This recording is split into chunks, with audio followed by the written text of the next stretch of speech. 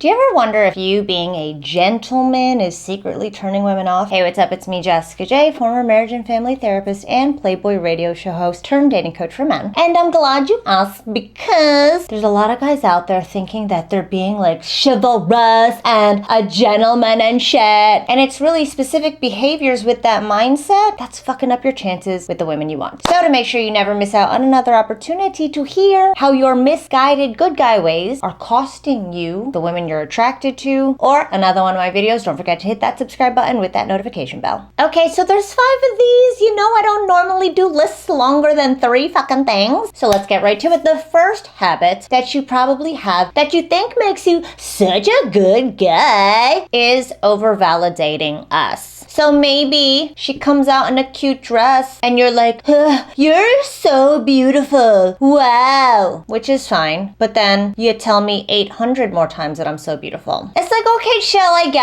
get it. When you over-validate, what you're doing is making yourself look like you're overcompensating. I had a guy that would not stop telling me how beautiful I was throughout the date. And it just started to make me feel really uncomfortable. Because it was like, are you getting anything else from this? Are you trying to prove to me that you're into me? Again, anything done in the extremes is never a good thing, even if it's meant to be a good thing, like validating us. Yes, please compliment us. Yes, please tell us what you like about us. But you don't need to hammer it into us every 500 fucking seconds. I'm not sure how many minutes that is. Alexa, how many minutes is 500 seconds? 500 seconds is 8 minutes and 20 seconds. Yeah, 8 minutes might sound like a long time.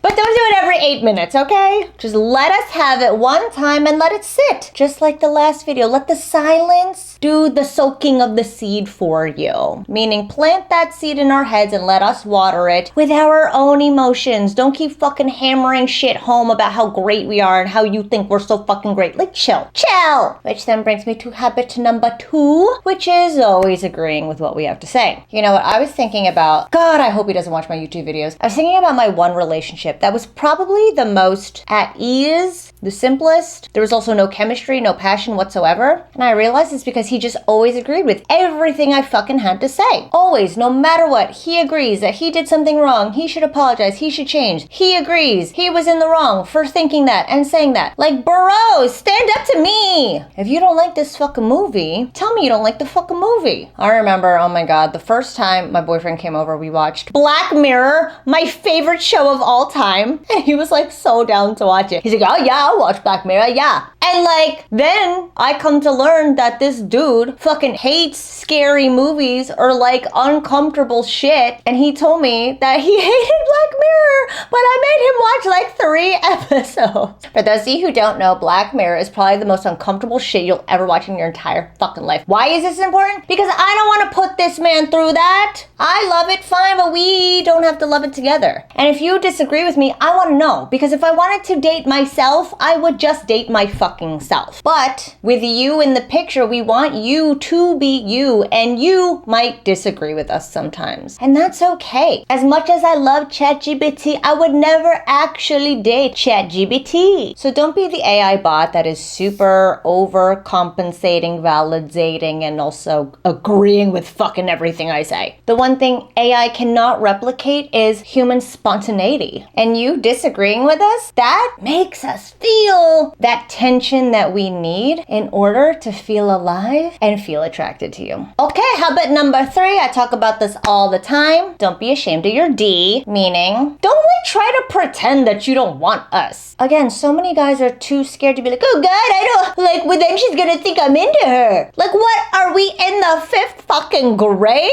We women, we want you to want us. Like, no female fantasy ends with, and I hope he never ever puts his penis inside me. Like, what? We want your peen in our vagine. That's every fantasy. We just also want all like the really good shit that comes before you come. So if you're one of those guys who's like, no, Jessica, I can't be flirty and show her I want her. That's disrespectful. Me too movement. But I'm not asking you to sexually assault women and then tell them you didn't do it. If you're that guy, yes, yes, you should be concerned that the Me Too movement happened, but I'm gonna go ahead and guess you're not. However, if you feel uncomfortable with flirting, chances are you think that flirting means being sexual or being romantic. But I'm telling you, again, based on I think it was like 2 fucking videos ago when I told you that flirting is simply insinuating the concept of us. Where it could be, once again, I'm not wearing pants, Jessica. How about you? Oh my god, I too am not wearing pants today either. In fact, I took them off right before filming. And then you say, oh, looks like we're pantsless yet again, Jessica. And then I take you saying the word we about us being pantsless, and I think to myself, we should have butt sex. That's just what we women do. So, again, you didn't mention anything sexual. I am the one who watered that seed because I am a perverted ass waterer of seeds. But we want you to want us, okay? It's just that a lot of you think that wanting us is bad. And if that's you, you gotta find a way to get rid of that shit. And also, if you just planted seeds of togetherness and use the words we and us, I'm telling you, you'll do wonders for yourself in regards to showing your desire without having to show her your penis out in public. Okay, habit number 4 is constantly checking in. Listen, I'll tell you right now, there's this meme. I love it so much. It's like women require 47 minutes of attention a day in order to be happy. And every single one of the comments was a woman saying, no, I need 47 hours of attention a fucking day. Which is true. I want my man to check in on me every fucking second of every second. However, if you and I are dating and you and I like aren't like that yet, you gotta fucking chill. Because in the early stages when we are getting to know you, we have to know that you have your own fucking life. No woman wants to be your mommy. No woman wants to save you from yourself. No woman wants to be the only thing you've got going on for you. And in the beginning stages, if we learn that you've got fuck all going on for you, which is why you have all the time to check in on us all the fucking time, hence you are a needy ass, we are not gonna want you as our man who needs to give us attention 47 hours a day. Does that make sense? So yeah, just chill. Again, let those seeds get watered by us. My fucking God, take a step back and just live your own fucking life. I get you want to be respectful. It's one thing to be respectful and be like, hey, did you get home okay? That's cute. That's sexy. Or even checking in like, hey, I know you had that big presentation. How'd it go? That's cute. That's also sexy. But like all day, every day, get the fuck off my nuts and get back on yours. And number 5, which is essentially what I've been saying this whole time, which is idolizing her and putting her on the pedestal and treating us like the prize. Now, I know there's this whole movement with like trad wife and shit, but the whole movement of trad wife is we women, we don't feel like fucking doing anything anymore. We've been given educations and we've been given jobs and we've been given recognition and we're kind of like, fuck, that's a lot. And you want us to take care of kids? Shit. Anyway, I digress. So yeah, there's this whole movement of I want to be the trad wife, then the trophy wife. But like, not fucking really. No woman wants to be objectified. And you inadvertently objectify us women when you treat us like the prize or treat us like, oh my God, I can't believe I got you. Wow. Like, why? Do you suck? Because what happens when you put us up on that pedestal is you force us to look down on you. It forces us to instinctively see you as somebody that needs to prove yourself to us. And I'm telling you right now, as much as I fucking hate saying this shit out loud, we women should prove ourselves to you. Because in the grand scheme of things, from a biological, evolutionary standpoint, when we open our legs, our bodies think that we are going to make a baby. So we technically need you to invest in us if we have sex. Again, from a biological standpoint, let's not take into account societal evolutions of like, women, wanting to have babies without men. Anyway, whatever. My point being is women should prove themselves to you. You're the one who doesn't need to be there. You really don't. So why are you putting us on the pedestal? And the guy that knows this and not necessarily treats women as inferior because of this, but the man who understands that, hey, you know what? I've got a lot to offer. I've got a fucking lot to offer, ladies. Why should I stick around? That's that guy that we want to be with. So again,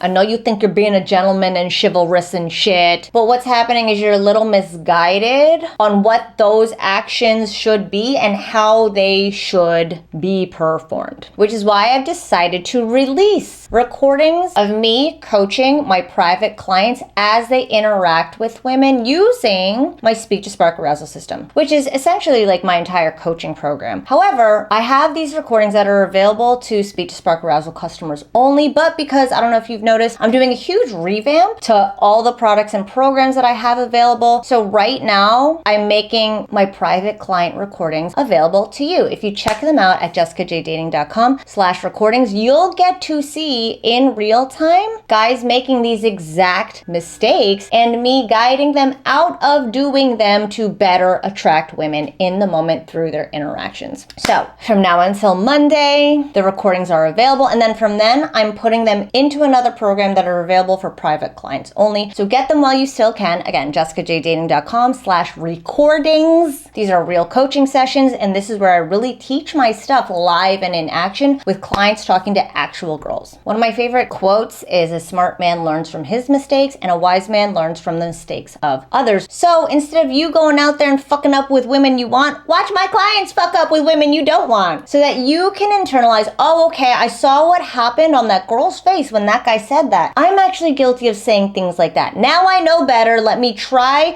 what Jessica told him to say instead and see how it goes. And you'll see how women just start going down on you or wherever you want in life with the women you want. So again, jessicajdating.com/recordings. Please be mindful of these 5 nice guy habits. Stop fucking doing them. And thank you for watching. As always, I will see you next time.